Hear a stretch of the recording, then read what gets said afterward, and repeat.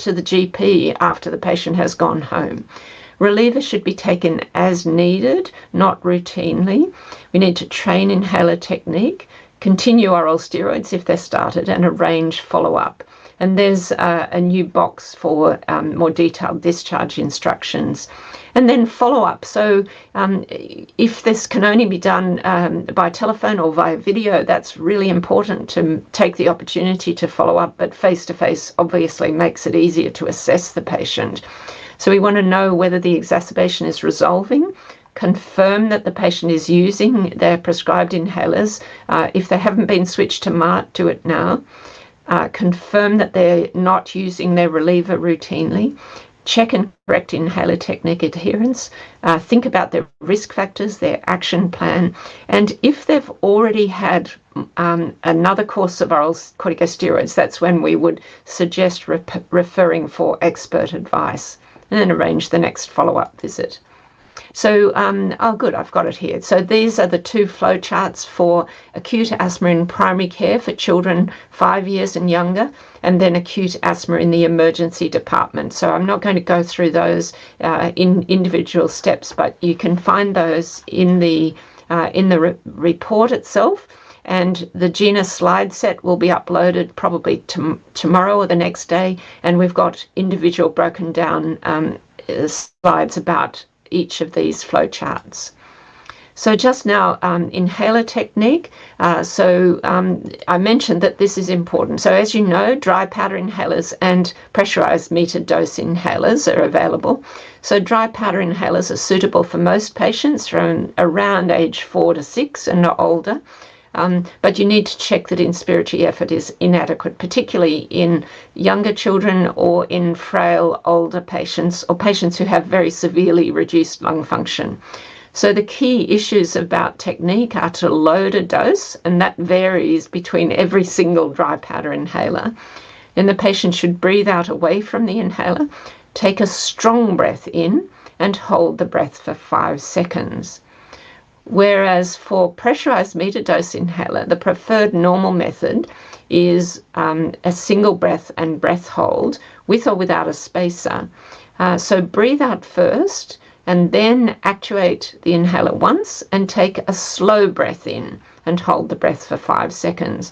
So you can see that if patient is in different inhaler devices, that they have to remember a strong breath for a DPI and a slow breath for a pressurized metered dose inhaler.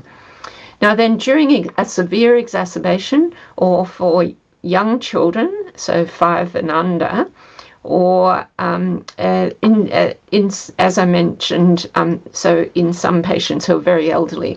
So spacers sometimes have a face mask, but this should be used only if the patient can't use a mouthpiece. So for example, very young children and the elderly frail. And here with tidal breathing, you don't put multiple puffs into the spacer. You deliver 1 puff at a time with 5 or 6 breaths after each puff. And, particularly for a young child, they're not going to be able to coordinate their breathing, and you just want to make sure that they've taken enough breaths to clear the spacer. But here, this critically important new recommendation, so it's been known for a long time that you need to shake the inhaler. But what I've discovered in talking to colleagues is that what is often done is if you're going to give, say, four actuations in a patient with acute asthma, that it's shaken at the beginning and not between every puff. So just to explain why this is so important. So some PMDIs are formulated as suspensions and some as solutions. Now for suspensions, they must be shaken immediately before each puff. And examples are salbutamol, fluticasone propionate salmeterol, and budesonide formoterol. So very commonly used inhalers, but they behave differently. So for salbutamol and for the fluticasone propionate salmeterol combination, a delay of up to 60 seconds after you've shaken it means that at the beginning of a new inhaler, the patient is getting up to 3 times the dose that you think you're giving them. And then as the inhaler is used up, they're only been getting around 30% of the metered dose. So that's really important in the context of acute asthma when you're treating the patient in the emergency department or primary care. By contrast, budesonide formoterol is lighter than the propellant, and so if you delay after shaking, the patient is going to get a lower dose initially and a higher dose towards empty. Now, which of these occurs, whether it's going to increase the dose or decrease the dose, may vary between branded and generic formulations. And it's really hard to remember which is which of these, and which most clinicians don't know if a medication is a suspension or a solution. So our important recommendation is to avoid confusion. We should train staff and patients to shake every PMDI immediately before every puff. So it doesn't harm it if it's a solution, but it stops you having to remember which is which. So I think that's the end of my presentation, a reminder about the really important message of World Asthma Day this year. Access to anti-inflammatory inhalers for everyone with asthma, still an urgent need. And the United Nations resolution that was passed last year includes the importance of making access to appropriate medications for everyone who has asthma. And then I just want to repeat that QR code so you can download the strategy report. As I said, the slide sets will be up within the next day or two, and there are podcasts with asthma experts on the website already. We will, within the next month or two, have a short guide and the severe asthma guide. So thank you very much for your attention. So I'll stop sharing now and we'll move on. Thank you so much, Professor Riddle. There is so much of new knowledge that is introduced into the Gina 2026 strategy report. Just goes to show that there is so much of new knowledge that has been generated over the last 12 to 18 months. And to filter and to sieve through all these hundreds and thousands of papers that have been published, I think the scientific committee has done a tremendous job in choosing the ones that are relevant, are of good quality, and are relevant to clinical practice change. I would really like to acknowledge the hard work put in by the science committee and led by Professor Riddle. And you have seen the output of this tremendous hard work. So many new changes this year in the Gina strategy 2026 strategy report. Many of them are going to change practice a lot. And to discuss this, what are the implications of what Professor Riddle has just presented? What does it mean for the Indian population? What does it mean for doctors in India who treat asthma patients? What should they pick up? What is so very important and relevant from our Indian perspective? So we have this wonderful, eminent panel comprising of Professor Sushant Meshram, Dr. Lancelot Pinto, Dr. Praveen Valsalan, Dr. Saurabh Pahuja, and Professor Dr. Barnali Bhattacharya. So let me start by asking Professor Barnali and Dr. Lance Pinto the first question. A pediatrician and an adult pulmonologist, which of the newer recommendations or revisions in the GINA guidelines, according to you, are very relevant considering the Indian scenario? Can you start with Dr. Barnali first? The ladies first?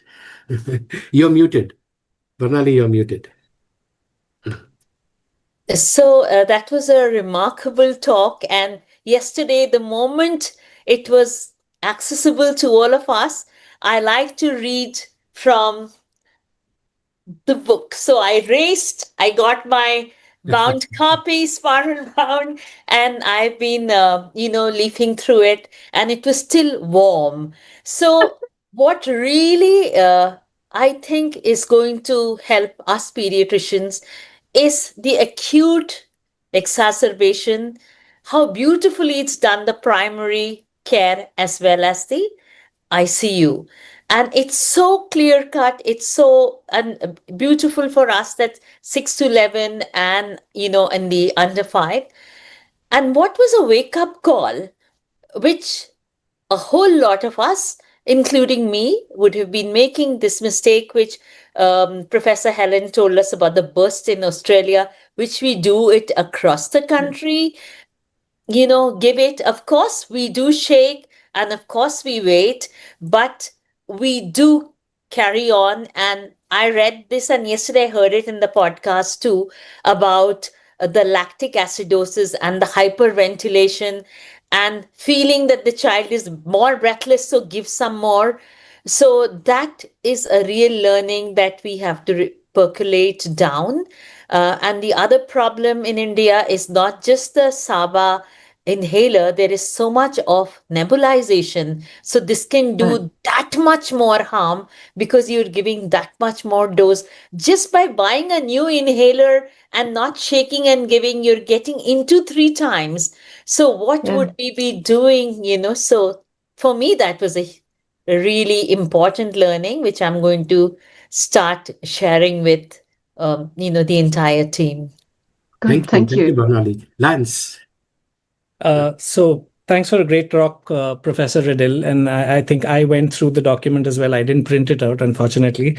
But some of the things I made a few notes. I think the emphasis on the inhaler technique is something that's really, really, really important, because it's not something that we think of. Just the variability in dose is not something that we intuitively think of. So I think this emphasizes the need to convey that to our patients. Maybe it also makes me more inclined to choose a DPI versus a PMDI because of consistency in the dose. It's good for the environment as well, I guess. So that's one more reason to possibly choose a DPI over a PMDI. I think AIR, or anti-inflammatory reliever therapy, is something that we have been practicing. So I'm glad there's more evidence with regards to the Batura study as well, which pushes us even at an earlier stage to think of anti-inflammatory reliever therapy as the default. From a research point of view, I think the use of the CAAT questionnaire is something that harmonizes things across COPD and asthma. So I think it makes it easier for us not to have two bunches of questionnaires and try to figure out whom to give which to. I think another interesting thing that I thought was made reasonably clear was the use of triple therapy versus a biologic, and how a biologic potentially could lower the rate of exacerbations than a triple therapy in the right patient. I think we'll discuss this a little more in detail during the discussion. But I think that's another thought process which needs to be stimulated a little more, while triple therapy is becoming default across the country for a lot of us physicians. I think we need to put a little more thought into that before prescribing patients with triple therapy. And I think from a cutting edge point of view, depemokimab is something that's exciting, which is twice a year.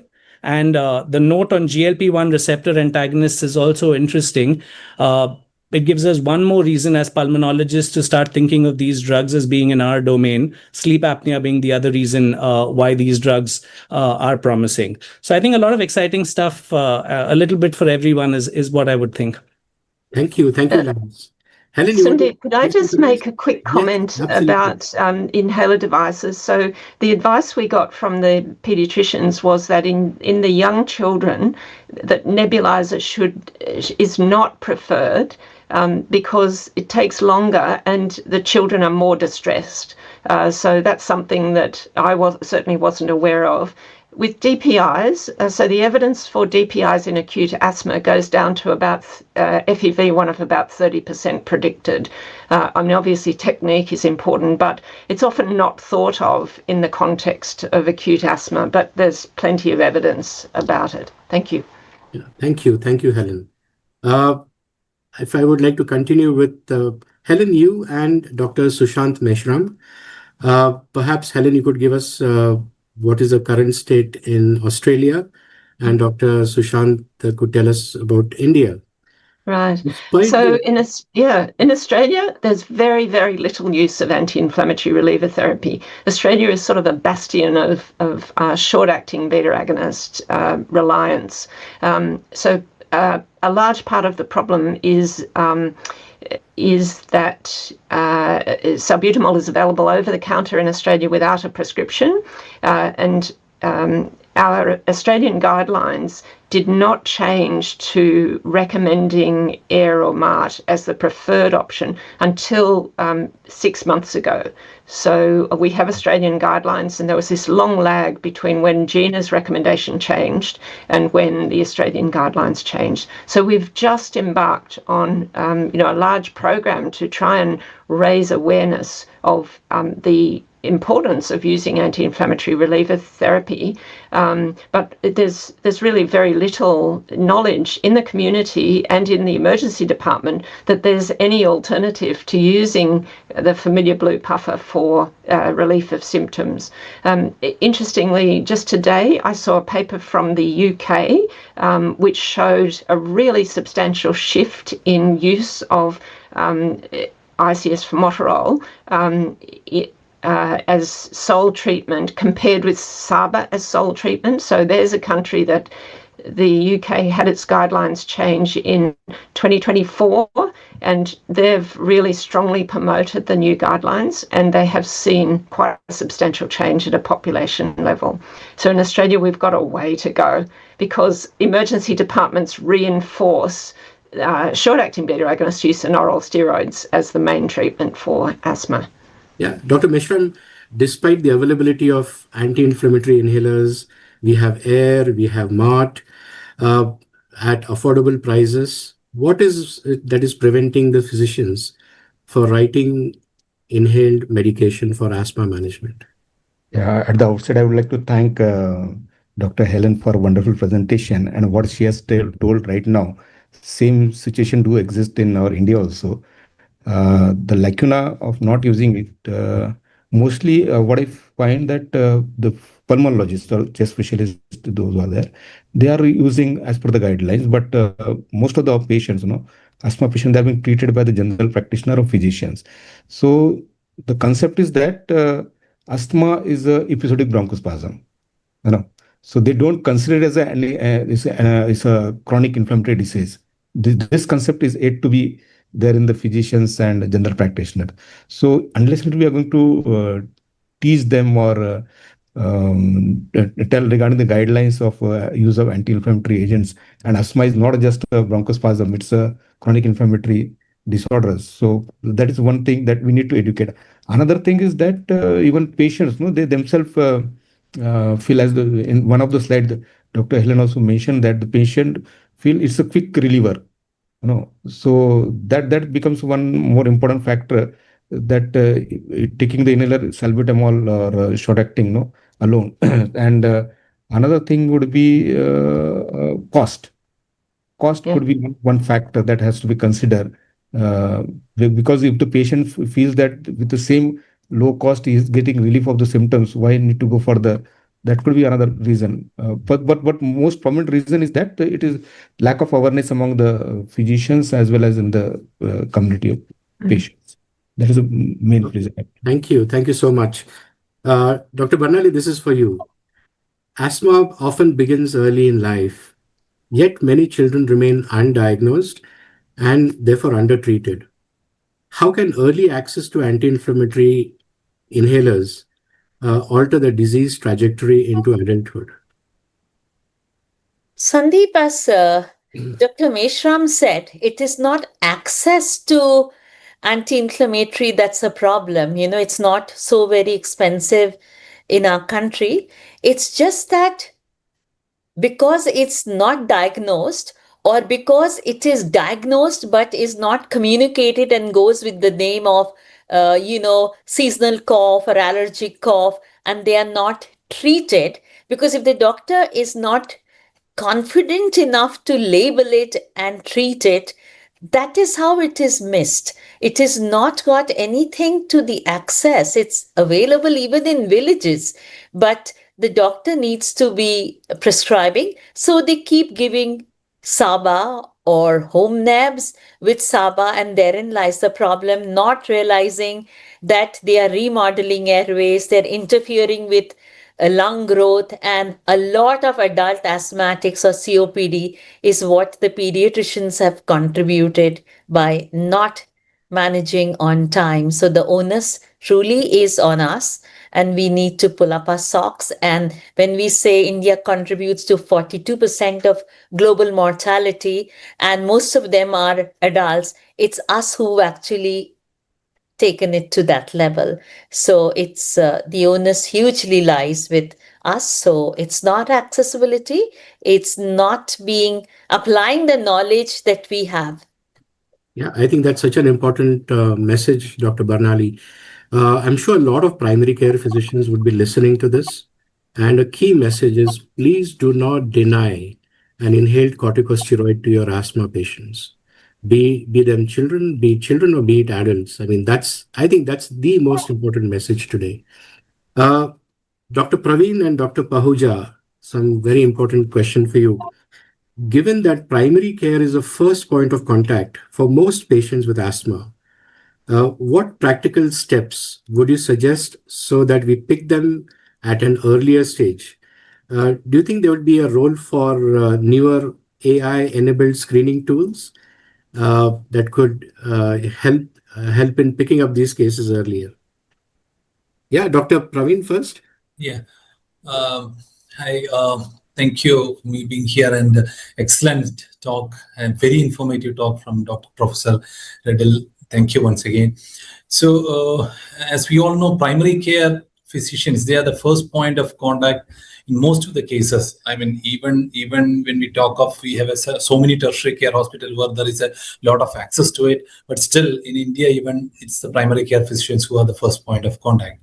And in fact, there's a huge need, as others have already pointed out, there's a huge need to pick up these, so sort of an active case finding to find out who has asthma and who are at risk for future exacerbation, to prevent a recurrent exacerbation admission, and also to prevent this fixed obstruction that can happen in this. So we need to have an active lookout for it, and we need to look for an active case finding, probably a proactive screening by looking at who has this recurrent symptoms, who has a recurrent chest symptoms, who has an associated allergic symptoms like an recurrent allergic rhinitis, which becomes which goes into the chest, who has some other atopic histories, and also to look for the triggers which is triggering these patients. So these are probably the way that we can look for an active case finding, and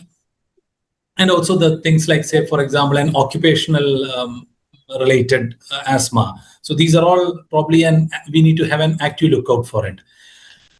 Serial peak, when we have this, of course, serial peak for monitoring or and PFTs do help, at least to look out, to have and to see this diurnal variability which we have already mentioned. The role of AI, yes, especially if we have a huge data of our electronic health records, if we have an AI and if they can actually sieve through because we as a physician, we may not have time and we may not have this, we may not have that ability to go through this humongous task of sieving through the whole thing. So AI is something that can probably do it much more faster, and to find out those patients who has a higher chance of developing this fixed obstruction or recurrent exacerbations. So that's something that probably an AI can easily do. Similarly, these smart inhalers, digital inhalers, these are all part of those evolving AI systems, probably helping out to, and the newer AI probably diagnostic systems, which is coming to differentiate between asthma and other causes of breathlessness, etc., etc. I'm sure these are going to be coming in the near future. Thank you so much, Dr. Praveen. Dr. Saurabh, your thoughts? First of all, I would like to thank everyone, and I'm honored to be a part of this panel. I think so. I'm the youngest one here. So I'm having the lowest most experience as far as you guys are considered, and really enlightened to listen to Helen ma'am.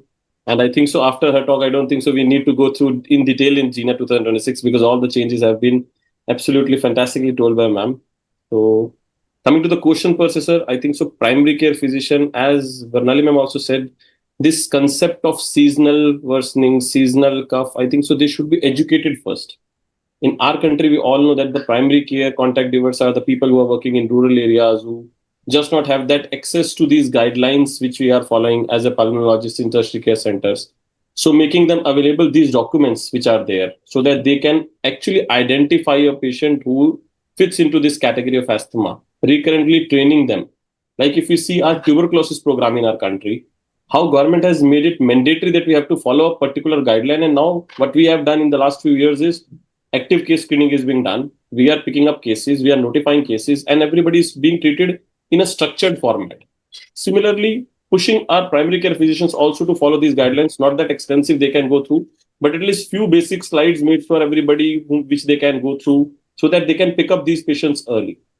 We all know that when a patient like a suspected asthma comes, these primary care physicians, they all have a habit of giving them an anti-allergic, a cough syrup, maybe not even considering a nebulized medicines or maybe considering an inhaled therapy for them.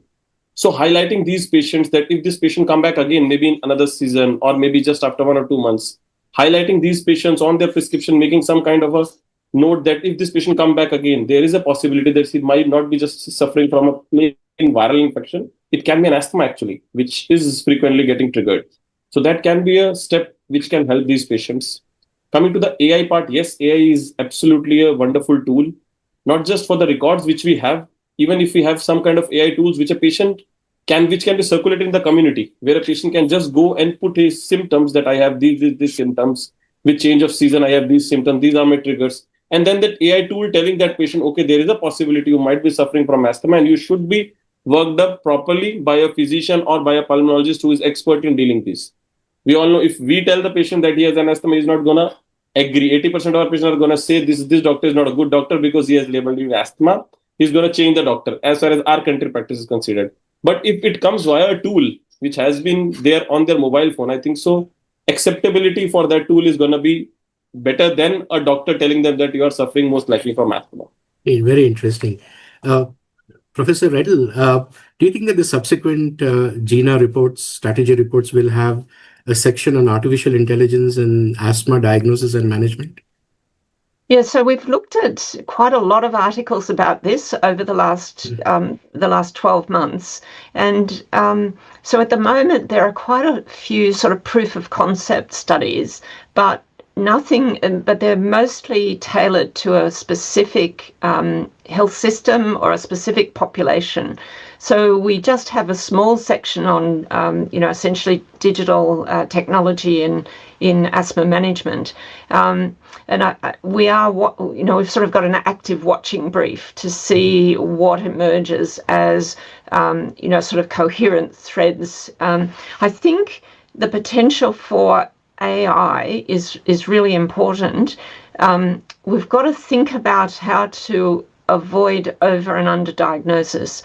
And this is where the value of listening to the patient is so important, but that can be captured by AI. For example, if the patient reports shortness of breath or wheezing and they're pointing to their throat when they're talking about their symptoms, straight away, and particularly if they're saying, symptoms are triggered by strong smells or pollution, that you're thinking straight away that this is more likely to be a laryngeal problem, inducible laryngeal obstruction than asthma. So there are that, and the one I mentioned about symptoms getting worse after you stop exercising.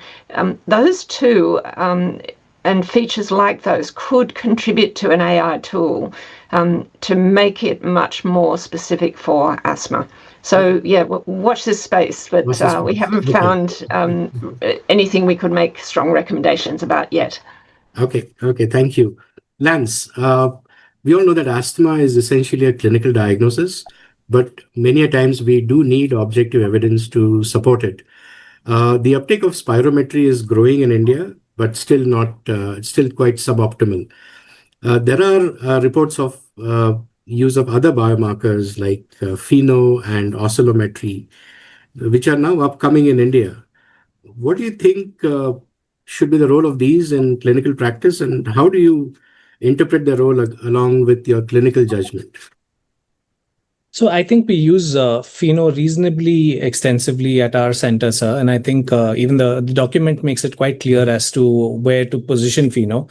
So if a person has a history which fits in with asthma, you're reasonably convinced clinically that the person has asthma and yet has a normal spirometry, your stethoscope doesn't pick up a wheeze, I think biomarkers are useful in giving you some sort of an indicator. A lot of our patients have a CBC done very often in the past year or so. So looking at peripheral eosinophils is useful. So I think Pheno serves this kind of a triage purpose.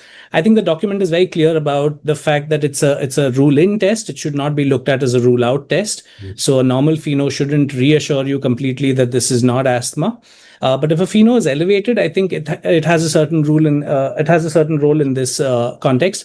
It also has a role in kind of giving us an idea of what the inflammation within looks like. So if a person is on moderate to high dose ICS and the Pheno is still very high, I think the first step would be to reassess inhaler technique to make sure adherence is in place. To revisit that, not just assume that it's inflammation. But if all those checks are in place and the Pheno is still high, then some of the newer biologics, for example, like dupilumab, are indicated in the grid of the next step when it comes to escalation. So I think these are some of the reasons. I mean, there are caveats to this. So Pheno tends to be lower in smokers, tends to be decreased in people who are obese. There is a diurnal variation in the Pheno, which is actually just the opposite of what it is in eosinophils. So I think all of these things need to be taken into consideration. But it's a useful add-on tool for a small subset of patients who, despite having everything that fits into asthma, still don't necessarily give you the tests. And if you don't have bronchoprovocation, which I think most of us in India don't have access to. Oscillometry, I think the document suggests oscillometry is a possible tool in children. It doesn't mention use in adults. I know a lot of people in India use oscillometry, and I think again, at a tertiary center, when I have access to lung volumes, when I have access to spirometry, it's very rare that I've got additional value out of an oscillometry. Again, we use it sometimes in pre-CABG patients, for example, when they have tight triple vessel disease, and the surgeon doesn't want us asking the patient to do a forced maneuver. We would use it in certain specific circumstances, but as a broad rule, I don't tend to use oscillometry much. Okay, great, thank you. Dr. Praveen, this is for you, and perhaps Helen could also add to this. The SAD phenotype of asthma is getting increasing recognition, the small airways dysfunction related asthma. How important do you think it is that we should identify this phenotype? And is there a specific treatment that we have? Or does the Gina document give us some direction as to how do we manage these patients of SAD asthma? Yeah. So small airway disease is something that we tend to overlook, and I think it's something that is pretty common in a huge chunk of asthmatics actually. It's probably more commoner than what we actually see, but because we don't have many indices to actually look at the small airway. Of course, there are things like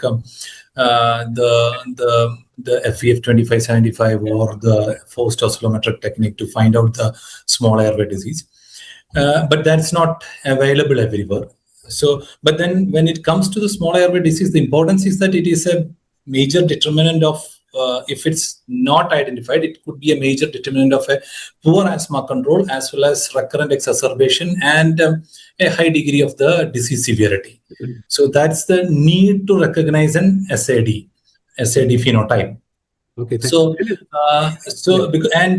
problem with the SAD is that the traditional spirometry, what we talk of the classical FE1, FEC, will not be able to identify the small airway part. So that's where we need to rely on those small airway values so that's basically a sort of an silent zone. And the other aspect is regarding the therapeutic part of it, that the larger sized particles may not actually reach that small airways, and that so if we tend to give that larger particles condensate, we think that okay, this could be a difficult to treat asthma rather than it's a small airway disease which need to be tackled altogether, sometimes separately. So that's a need for, watch out for the small airway disease. Okay. The clues that actually can give that whether this could be a small airway disease in these patients is, one is, even after treating with a routine inhalers and the patient is not improving, then think of a small airway disease as one of the causes. Patients who are obese, who has some significant nocturnal symptoms, they are likely to have exercise-induced bronchitis. They are likely to have a small airway disease, and if we have a normal spirometry, then probably the significant scooped out curve with the normal height of the expiratory curve suggests that this could be a small airway disease. Okay. And of course, the other things like poor response to this large particle inhaled corticosteroid, SABA, etc. Okay.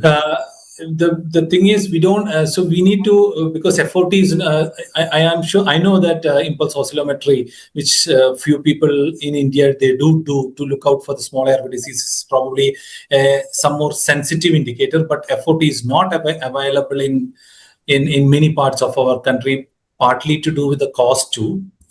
So in those aspects, we need to look.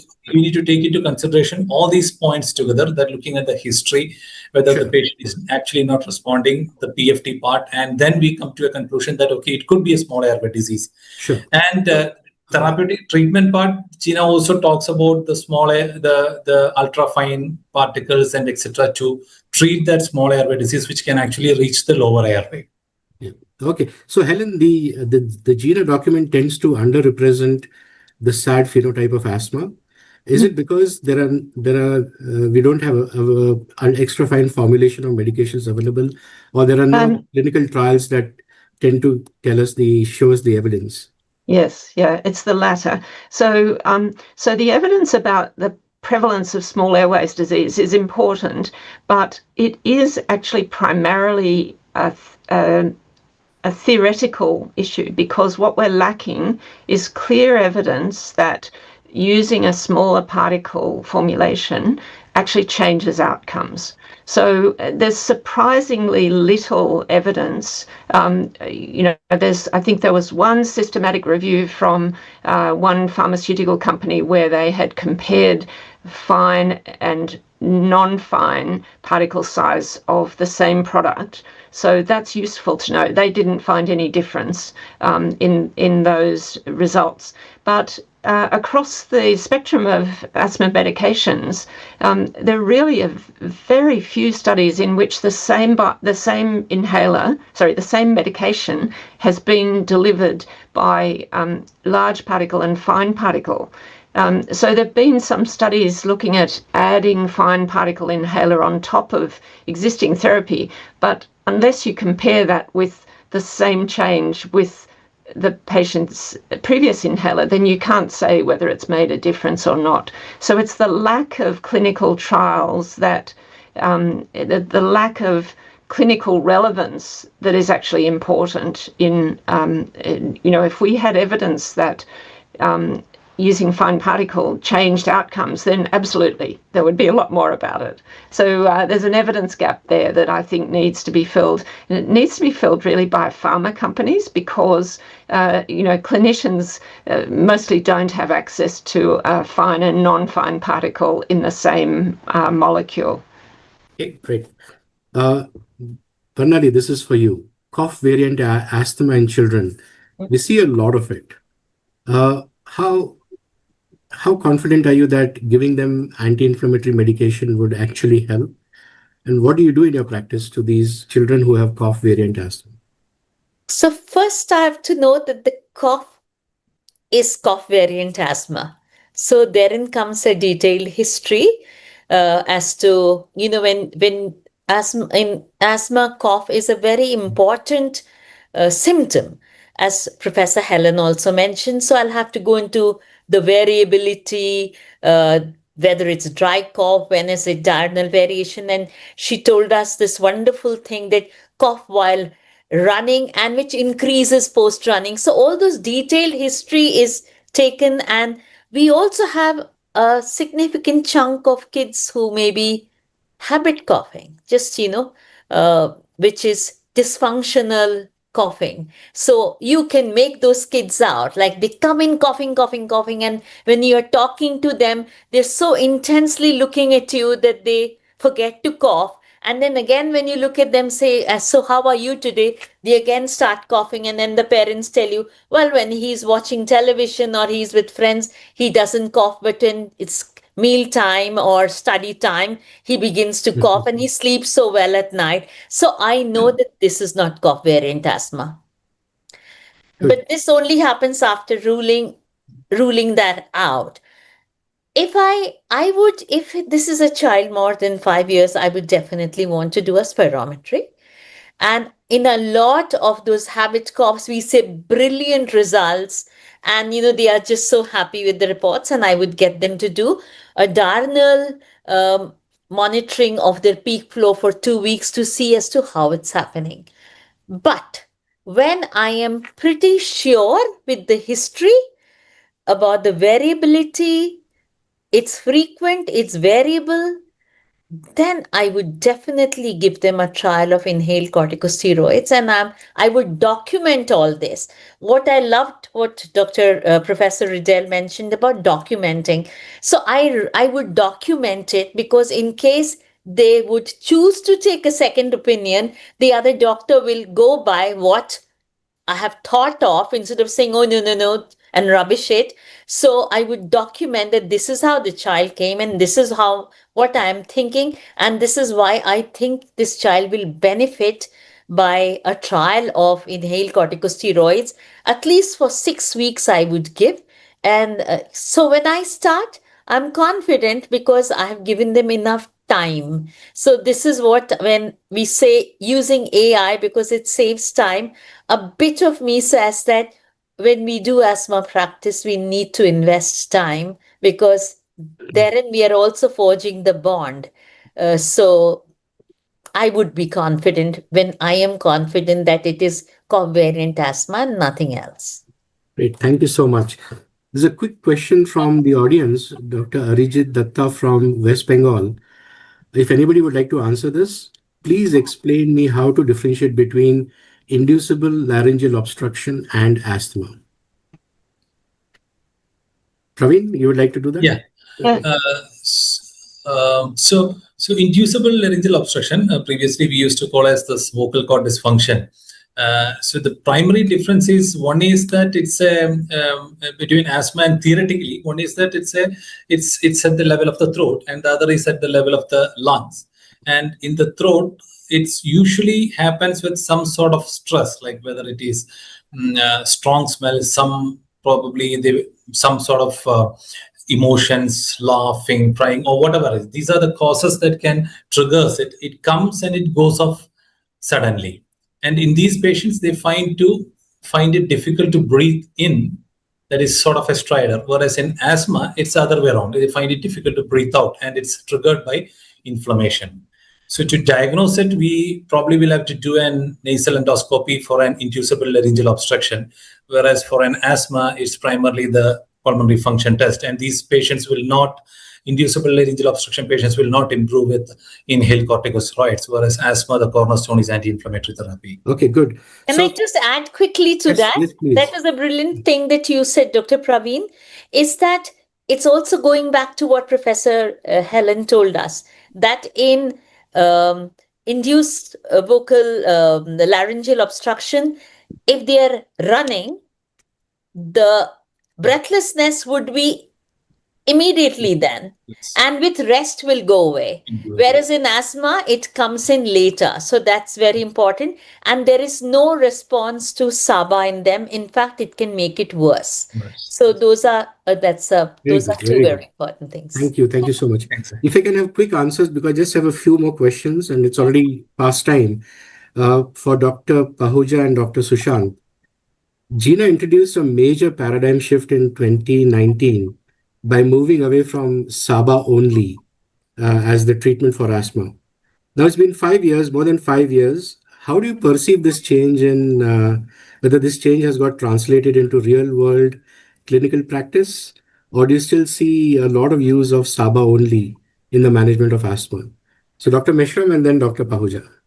In fact, in tertiary care and the specialist practice, right, pulmonologist, chest physicians, no, they are definitely prescribing as per the guidelines. There is definitely change, and in our teaching institutes also, as we follow the guidelines and we teach our students also, there is definitely change. But when we see that the patients are referred to us, no, from peripheries and all, so there we see the prescriptions sold of salbutamol, no.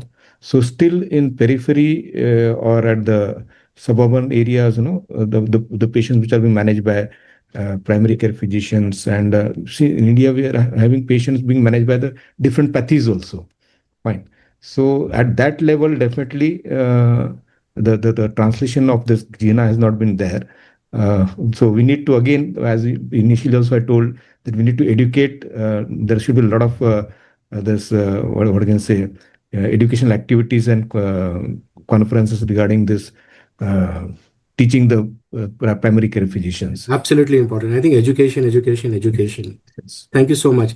Dr. Pahuja, and then maybe Barnali, any thoughts on this as well? I think after Dr. Pahuja. Yes, Dr. Pahuja, yeah. Definitely, sir. I would say there has been a change, as sir rightly said, in tier 2, tier 3, or big cities. You will see definitely people are more using track 1. I don't know where they got the concept of track to the peripheral people. So whenever a patient comes to us in a setup, he is going to be using a SABA SAMA nebulizer along with an ICS. They are not aware that this is actually track 2 of Gina, where you have to use always an ICS with the SABA.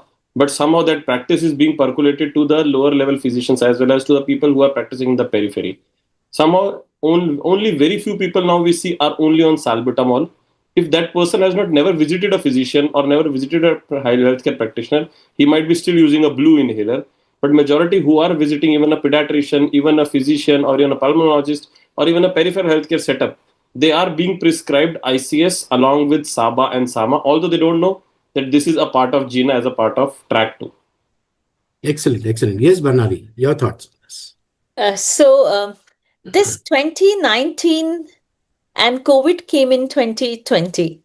So in pediatrics, unlike adults, pulmonologists dealing with asthma, you only do one dose, but we also have 6 to 11 and under 5. So those under 5s are allowed SABA, that their relievers are SABA, unless and until we have a revision, as Professor Riddell said, after 3-4 months. But even the current one is that you can give SABA as and when needed, even when you've stopped discontinued treatment. So there were children who were maybe 4 years, and came COVID, and in COVID we saw hardly we were seeing any asthma, because they were not exposed to viral infection in school, they were not exposed to pollution, they were at home and they were getting healthier food because there was less of junk, and moms were at home, and so all those factors went into no asthma.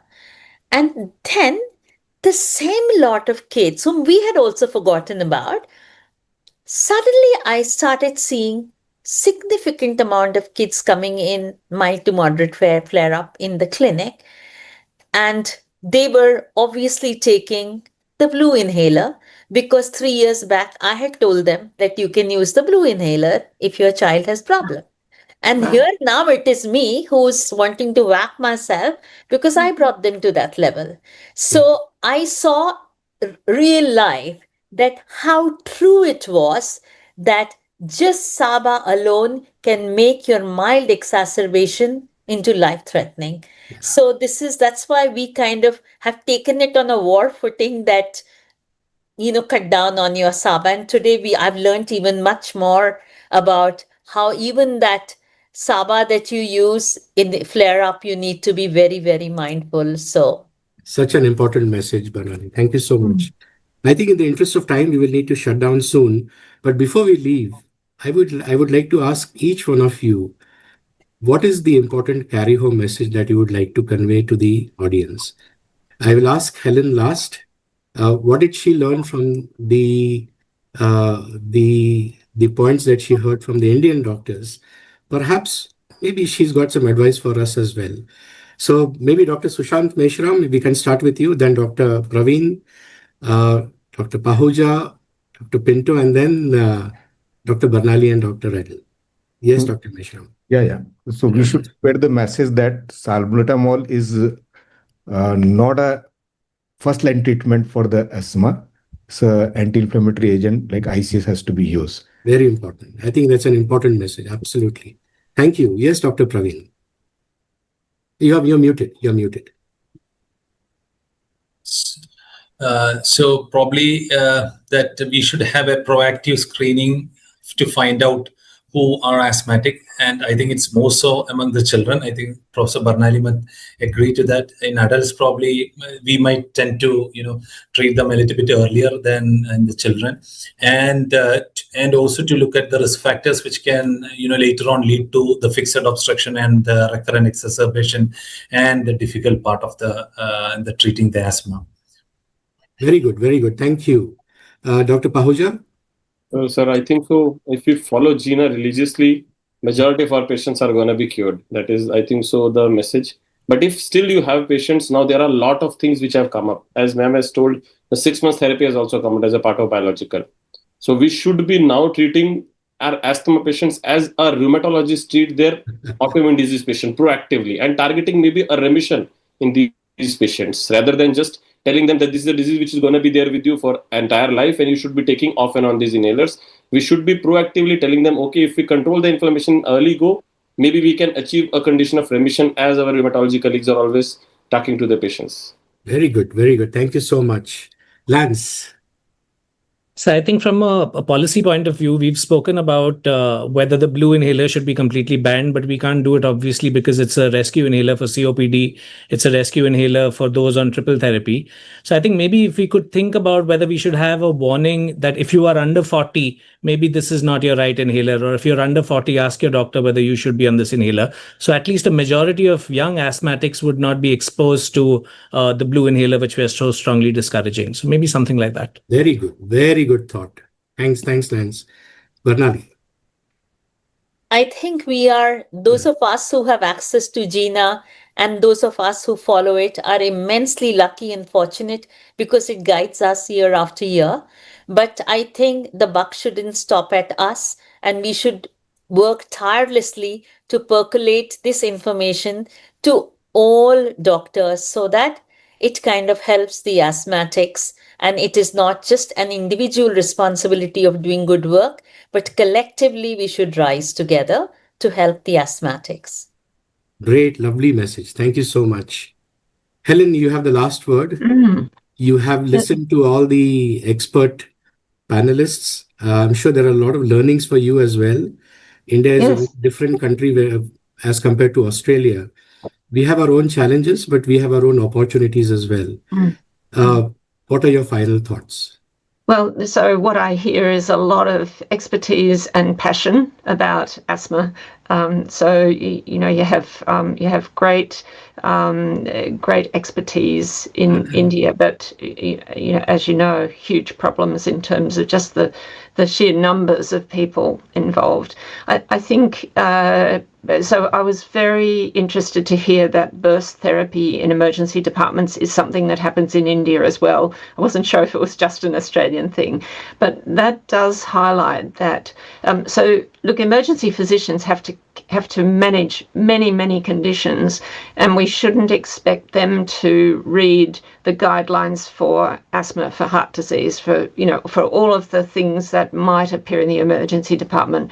So I think we're conscious that we need to go to emergency department healthcare staff and let them know that there's been a very substantial change in asthma recommendations and what are the implications of that for what they do in the emergency department. Because someone presenting to the emergency department with an asthma exacerbation is an absolutely gold opportunity to turn their life around. You can, prevent the next one, prevent interval symptoms, improve kids' ability to go to school and to play with their friends.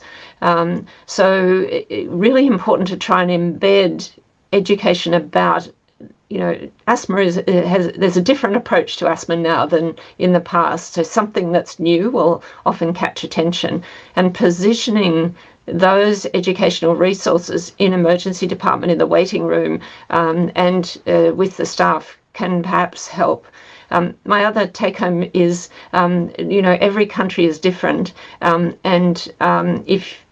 there are similarities in the messages that will reach people in many countries. And so if you've got suggestions about dissemination resources that we could implement from Gina, we would really greatly appreciate hearing about it. We can't do implementation. That's the job of people like yourselves, but learning what messages would work for your populations would be very helpful. So feel free to put those in the, so there's a contact form on the Gina website, or email me and I'll pass it on. Yeah, thank you so much, Professor Riddle, for those words of wisdom, and been a tremendous learning for all of us. I can tell you that there have been 40 physical centers across India, where there have been many doctors who have been listening to this live. In addition to that, there have been many personal logins. A total of around 24 to 2,500 physicians from across the country have listened to this live webinar, where we had the privilege of having the chair of the science committee of Gina talk to us and tell us the latest advances in the diagnosis and management of asthma. Thank you so much, Professor Riddle, for being with us in India, for sharing with us the latest update. And I'm sure that is going to have a huge impact on the quality of care that we would now be able to offer to our patients. This has been an extremely important and memorable webinar. Thank you to all the panelists. I think such brilliant comments coming from everybody. Lance Pinto, Praveen Valsalan, Barnali Bhattacharya, Saurabh Ahuja, and Sushant Meshram. I think you all have been absolutely brilliant in communicating such important messages to our audience. I would also like to express my very sincere thanks to Cipla for having supported this event. All the hard work that has gone behind the scenes in organizing this event. It's not easy to organize 40 physical centers across the country, where we expect at least around 20 to 40 doctors at one place. So it's been a tremendous evening for all of us, a lot of learnings, and now it's a matter of taking it into our clinical practice to whatever we have learned through what we have learned today is to put it into practice and bring about a change in the lives of our asthmatic patients in India. So thank you very much, and it's been a real honor and a privilege to have moderated this session. Thank you so much. Thank you. Thank you. Thank you, Dr. Sabi. Thank you, everyone. Thank you for the opportunity. Very good one. It was so wonderful to see Dr. Helen across and to listen to her. Yeah, what a absolutely. privilege. What a privilege. Yes. Thank you. And thank you, Sandeep, for excellent sharing. That was very so helpful. much. Thank you, everyone.